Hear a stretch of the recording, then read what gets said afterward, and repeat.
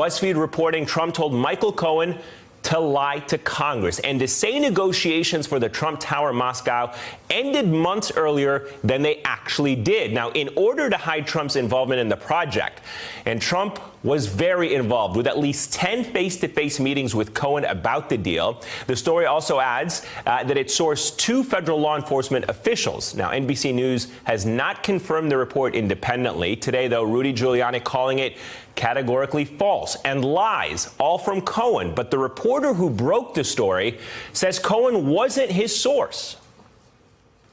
So Rudy Giuliani, he is already trying to suggest that this report is not true because Michael Cohen's a liar. Has he read it? Because it's not based on Michael Cohen. He's not one of the sources. And White House officials slammed Cohen, but interestingly enough, they didn't quite deny the story. You're saying the president did not tell Michael Cohen to do that? I'm telling you right now, this is exactly why the president refuses to give any credence or credibility to news outlets. But that was not a denial of my question. No, but the premise is ridiculous. And crucially in all of this, BuzzFeed saying that Mueller isn't just relying on Cohen's word, but on interviews with multiple witnesses, internal Trump organization emails, text messages, and other documents. But moments ago, Cohen's legal advisor, Lanny Davis, wouldn't confirm or deny the story. Watch. Mr. Cohen, under guidelines that he has respected, won't comment on anything to do with subjects that he discussed with the special counsels. In fairness, you have corrected stories that were false before that were involving Michael Cohen. But you're choosing not to. Is there anything to correct in the BuzzFeed story, in your opinion? I just can't help you on that, Chuck. I'm going to just say read the story. And Democrats say if the reporting is in fact true, Trump could face impeachment. Trump himself, as you can imagine, blasting Cohen on Twitter, claiming he's lying to reduce his jail time, and once again, interestingly, threatening his father-in-law in all this, which Democrats have actually called witness intimidation. Now, all of this raising the stakes before Cohen's much-anticipated public testimony next month on Capitol Hill, and whatever he'll say about Trump and Russia. The special counsel did say that you were doing your best to tell the truth about everything related to their investigation, everything related to Russia. Do you think President Trump is telling the truth about that? No. My panel will break down all of the legal angles to this in a moment. But first, I go to Florida Congressman Val Demings, who this week was named to the House Intelligence Committee. Congresswoman, it's great to have you with us this evening. Let me begin, first of all, with the notion that Donald Trump suborned perjury. And if he did, how serious is that? In your opinion, did he do that? Well, let me say this. If the President of the United States instructed his personal attorney to lie under oath to the U.S. Congress, then that is a disgraceful offense and certainly a serious violation of law. I know the president said that he could stand on Fifth Avenue and shoot somebody and not be held accountable, but I don't believe that that's true. If the president did what he is being accused of, then he will be held accountable. And I would also suggest that he does not underestimate the U.S. House of Representatives nor the American people. So if this, in fact, is true, should Mueller alert Congress? Should you be notified now? I mean, there's always two sides to this. And one, people are saying, let's wait till the Mueller report comes out. But if, in fact, this already is known, why isn't Congress being told of this now as opposed to several months from now? Well, let me say this. We've said from the very beginning that we want the special counsel to be able to complete his work because we definitely want to get to the bottom of it. We want to know the truth. But because we believe the special counsel should finish his work, certainly does not mean that we are waiting on the special counsel to begin our work.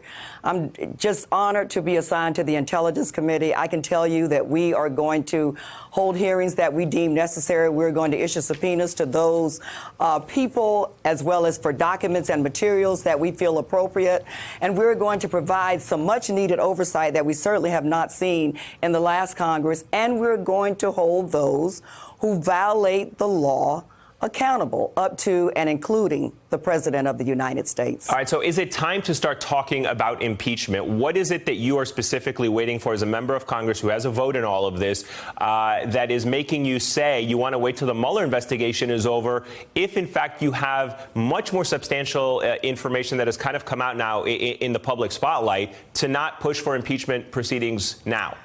Well, I can tell you this, we're not running to impeachment, but we're certainly not running away from it. The story that we heard today, as I've said, is disgraceful. And if the president did the allegations that he's been accused of, then we will hold him accountable, including up to and including impeachment. But let me say this. I'm not sure the president's biggest concern is that he may be impeached, because we really have not closed the door on whether the president of the United States can be indicted. And so until that loop is closed, we're going to consider all of our options. All right, Congresswoman Val Demings, thank you very much for your time. I appreciate your insights as always. And we have a very special guest joining us by phone. Ari Melber has the night off, but he's decided to phone in, help break this story down for us. Never turn down the advice of a good lawyer like Ari. Ari, great to have you on with us. Let me first ask you this, because I know you've covered so many of these stories from the very beginning. How is this story different from the ones you've covered before? Well, thanks for having me, Eamon. It's your show. You can come on anytime, buddy. Thanks for your hard work. I am off, but this seemed big enough to at least check in with you for. The story is big because we are looking at an allegation of the direction of criminal conduct by the sitting president. This is not campaign. This is not pre-president. This is how he conducts himself in office. And that's why the Congress, as we just heard from your guest, is looking at this as a potential high crime because it is a potential abuse of power while in office. That immediately, Eamon, makes it different. Another aspect to this, Ari, over the past couple of days has been the president, what some have described as veiled and explicit threats against Michael Cohen's family, his father-in-law. I'm curious to get your thoughts. Does this raise to a new level and new questions about what Donald Trump, the president of the United States, is saying about the family of a private citizen? Yes, these reports are all about what Michael Cohen knows and can prove. Certainly as a convicted felon who's pled guilty, if it's just his word, that's not very scary to Donald Trump or anyone else. If it is his word, knowledge, and other evidence, that may be scary to Trump, which it may explain why he has, again today, seemed to threaten or warn Michael Cohen's family. And as you and our viewers know, we heard from Cohen's legal advisor just last night on The Beat, that itself may make Cohen less likely to testify. So all these things are coming to a head. Another point I would raise, having followed a little bit of the news today, is Donald Trump and the White House seem to want to make this about Michael Cohen's credibility and what he is saying or will say. That's not really what the story's about. The story matters and is a threat to this presidency because it's about what Donald Trump may be able to have proven and done, meaning that it can be shown in court or elsewhere that he did these things. That could be significant. Yeah, and as you mentioned, Lanny Davis was on the program last night. You asked him about this, and it's interesting because of all the people that have cooperated with the Mueller probe have, to some extent, maybe turned on the president goes after Michael Cohen like no one else. I want to play you a part of that conversation with Lanny Davis. Watch this. Well, I think this is aimed directly at Mr. Cohen to frighten him and his family. There's no question that his threatening and calling out his father-in-law, who, quote, has all the money, is not only improper and unseemly for a bully using the bully pulpit of the presidency, but the very definition of intimidation and witness tampering. Let me get your reaction to that, Ari. What do you make of what Lanny Davis was saying? Again, the president reiterating those comments today on Twitter. I think it's very significant that the people around Mr. Cohen, including Mr. Davis, view it that way, that the chairs of the committees who have oversight of this, again, they have the power now. They have the subpoenas. They've already warned the president against this as a potential crime. And all of it adds to the view, which is not proven yet, but the view that there must be some evidence that Michael Cohen has about misconduct by Donald Trump. And that explains President Trump's behavior. Otherwise, he could leave this person who's set to go to prison in March and not respond or overreact to all of it. And so I think what we just heard from the Congresswoman and what we're going to hear, I think, through the process is how does Congress pull on these threads? One more point before you let me go, as they say. I thought it was very notable that Mr. Davis today said he can't speak to this because it's at the heart of the Mueller probe. That tells you that we are learning in a few leaks about the type of things that Mueller may have a lot more evidence on. All right, Ari Melber, we appreciate your time on your night off. As I said, anytime you want, it's your show, my friend. You can call in anytime. Thank you, Eamon, and thanks for your work. Thank you, buddy. Take care. Have a good night. And with me now is former federal prosecutor Glenn Kirchner and Richard Painter, who was chief White House ethics lawyer under George W. Bush. Glenn, let me get to you about all this. How much does Mueller know in all of this? The interesting part of the BuzzFeed reporting is that Cohen is not the source. At one point, it's cited that there are two law enforcement officials. But if we were to assume that the report is true, which we haven't independently verified, but they have access to Trump Organization emails, text messages, and other documents, it would make me think surely the president, in the position of being the president, would not have put something like this in writing. Yeah. So how much do you think Mueller actually knows? So I was really interested by that portion of the BuzzFeed reporting that said this information came to the Mueller investigation by way of internal Trump Organization emails, text messages, and collateral interviews of other people. What does that tell us? It didn't come by way of Michael Cohen saying, the president told me to lie. And then the Mueller team, a position I've been in as a career prosecutor many times, is left to go out and try to find corroborating information to either support or refute, knock down what Cohen is saying.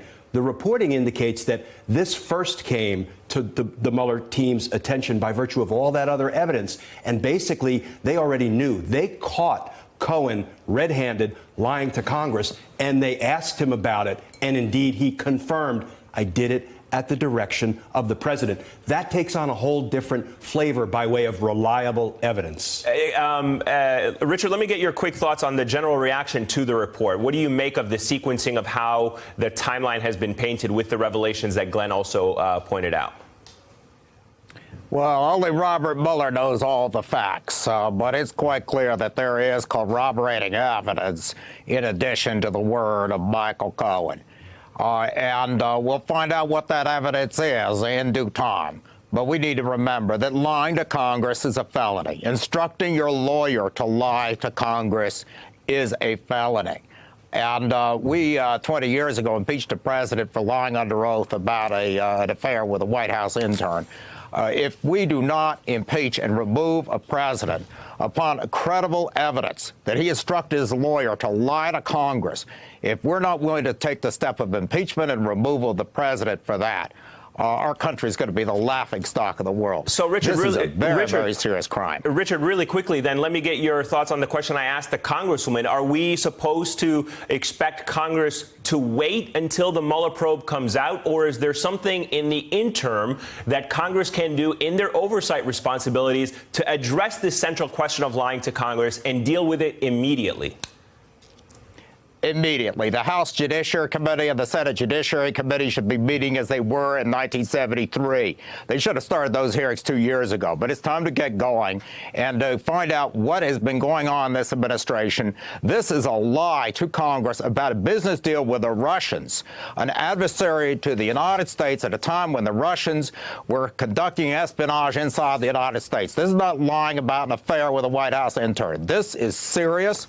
This is a serious crime. And it has been alleged that the President of the United States engaged in a felony. The House Judiciary Committee, Senate Judiciary Committee must investigate. They should start the hearings tomorrow. And so, Glenn, Mueller's sentencing memo about Cohen, interestingly enough, said that he provided useful information in his cooperation with the ongoing investigation. Does that fit the bill of the kind of information we've learned today? From your perspective, from where you've sat, if Michael Cohen corroborated this information, would that be useful information? Yeah, and it's already important that Mueller has gone on record in writing in a court filing saying that Michael Cohen was providing truthful and complete information.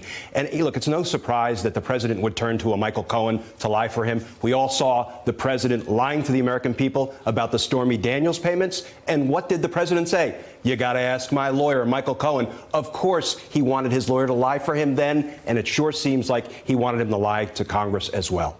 Hey, I'm Ari Melber from MSNBC. You can see more of our videos right here, or better yet, subscribe to our YouTube channel below. You could have been anywhere in the world, but you're here with us, and we appreciate that.